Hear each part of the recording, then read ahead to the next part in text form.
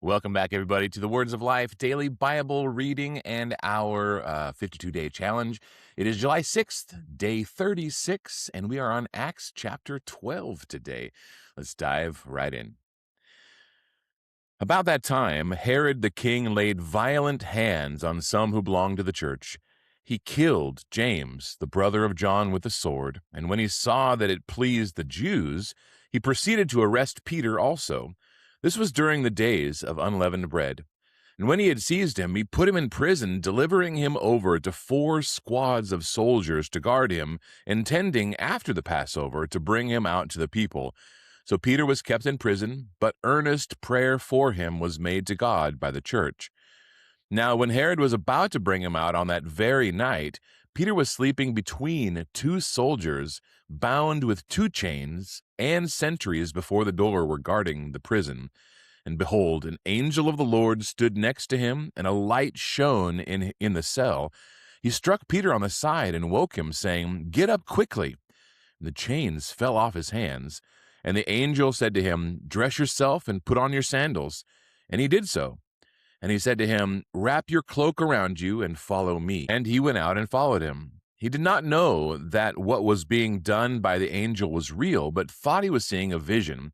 When they had passed the first and second guard, they came to the iron gate leading into the city. It opened for them of its own accord, and they went out and went along one street, and immediately the angel left him.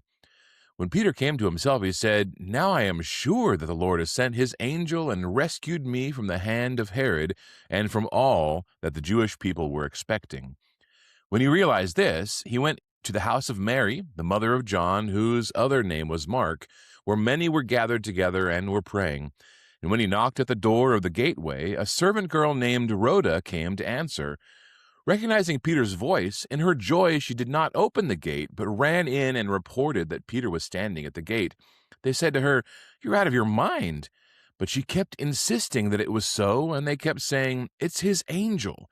But Peter continued knocking, and when they opened, they saw him and were amazed. But motioning to them with his hand to be silent, he described to them how the Lord had brought him out of the prison, and he said, "Tell these things to James and to the brothers." Then he departed and went to another place. Now when day came, there was no little disturbance among the soldiers over what had become of Peter. And after Herod searched for him and did not find him, he examined the sentries and ordered that they should be put to death. Then he went down from Judea to Caesarea and spent time there. Now Herod was angry with the people of Tyre and Sidon, and they came to him with one accord, and having persuaded Blastus, the king's chamberlain, they asked for peace, because their country depended on the king's country for food.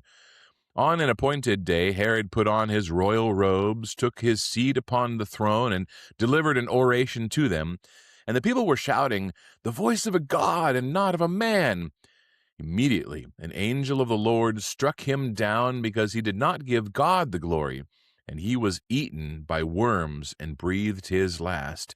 But the word of God increased and multiplied, and Barnabas and Saul returned from Jerusalem when they had completed their service, bringing with them John, whose other name was Mark. All right, that wraps up chapter 12 today for us, everybody.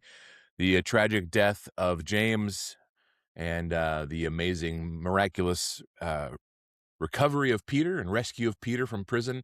And then we have, of course, the punishment of Herod himself, dying by the hand of God, probably a very brutal death.